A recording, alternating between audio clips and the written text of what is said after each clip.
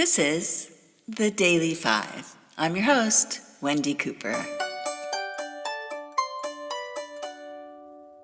Up next, we've got the Wendy Cooper Show. That's right, the Wendy Cooper Show. And we've got the Daily Five and the Wendy Cooper Show, and it's on the block. It's on the block. Who's gonna bid? Who's gonna opening bid? 999.99.99. Oh, we've got 100 million. 100 million and one. One hand to the gentleman in the back. 100 million and two. 100 million and five sold to Spotify.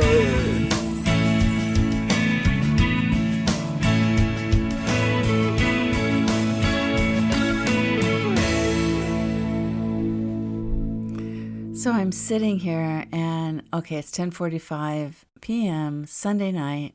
Television is in the background, so if you hear any background noise, sorry, it's just got to stay.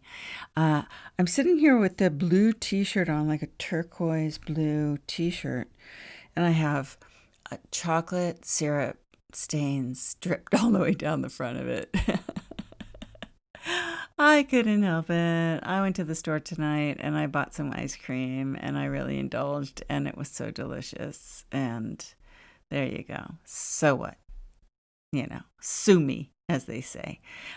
Anyway, so I'm sure you all know, if you're anywhere in the sphere of advertising or marketing or podcasting or what's going on in the world, but there's this show and it's a podcast, and it's called the Joe Rogan Experience. It's the guy that used to do the Fear Factor show, the host of the Fear Factor. We all remember, the bug-eating ladies and how they would do the most bizarre stuff just to be on frickin' television. But Joe Rogan was the host, and he was kind of a weirdo to begin with. I always thought he was a little bit of a weirdo. Who wanted to host a show like that?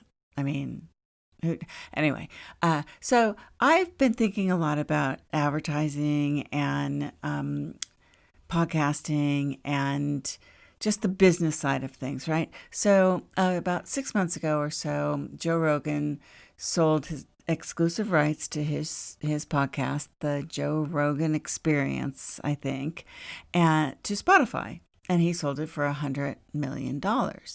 Now, I've never listened to the Joe Rogan show. I've heard about it. I've seen it on, like all the platforms, Stitcher, Spotify, iHeart, wherever. The artwork is always so repulsive to me because it's like this really kind of guy looking like he's going to burst with a spider tattooed on his forehead, and not something that I'm feeling comfortable about listening to. I'm sorry. It's a visceral reaction that I have to the marketing material.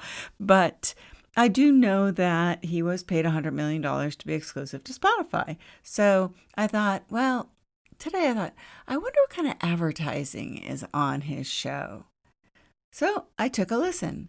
And I listened to the latest episode, which is with two comedians, Whitney Cummings and Annie Lederman. And I guess Joe and Annie and Whitney are old friends, and, they've been affected by COVID, like who hasn't?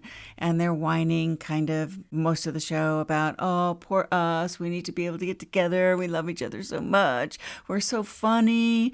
And, we're comedians, and we're not comedians. We're comedians, and, we're a tribe, and we're a circle of people, and it's been really tough, and Joe Rogan meanwhile has just got $100 million from Spotify, and Annie doesn't have any money at all, and Whitney is admittedly successful. Now, I don't know who Whitney is, I don't know who Annie is, and I just know Joe from Fear Factor. So okay, so anyway, I listened, and it was 3 hours long.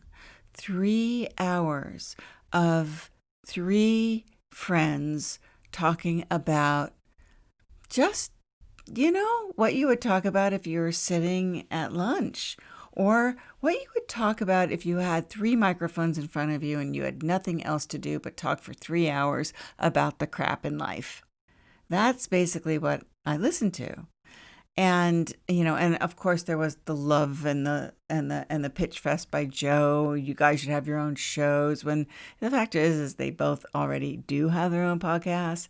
But, oh yeah, you can use my studio. We're such good friends. I mean, it was 3 minutes. 3 hours. I wish it was 3 minutes. 3 hours of pure just nothing. Okay? And 6.5 minutes at the top of the show of ads, of host endorsement ads by Joe Rogan. I'm sure. I'm really sure. I mean, do we all fall off the turnip truck yesterday? Did we? So $100 million. Now, I think Spotify should take that $100 million and spread the love, right? Support indie podcasters that have built this industry for the past 15 years. Spread that love out there somewhere and stop bringing in so many celebrities and famous people with built-in audiences, but go to the heart of who built the podcast world, and that's indie podcasters.